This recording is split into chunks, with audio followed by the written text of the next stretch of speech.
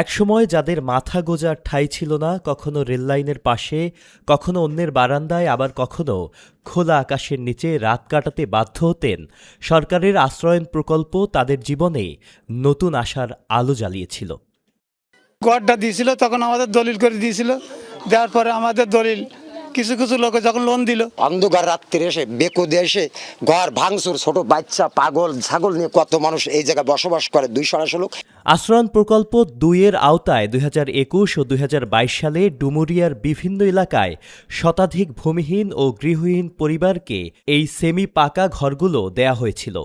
বছরের পর বছর ভাসমান জীবন কাটানোর এই মানুষগুলো নিজস্ব ঠিকানা পেয়ে আনন্দে কেঁদেছিলেন।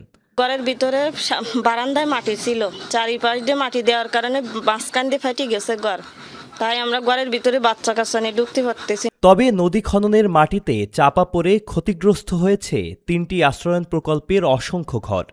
অপরিকল্পিতভাবে মাটি ফেলার কারণে ঘর, টিউবওয়েল ও টয়লেট নষ্ট হওয়ার অভিযোগ উঠেছে।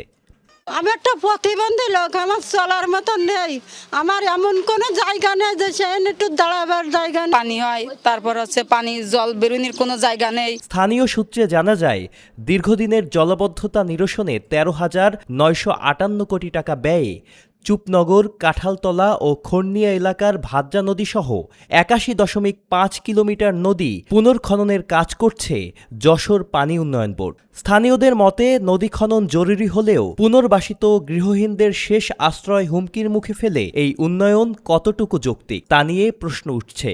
যেখানে সমস্যা রয়েছে, আমি সংশ্লিষ্ট যারা রয়েছেন তাদের সাথে কথা বলবো এবং আমরা সবসময় চেষ্টা করব যাতে যারা এই কারণে কিছুটা সমস্যায় পড়েছেন তাদের এই সমস্যা কিভাবে সলভ করা যায়।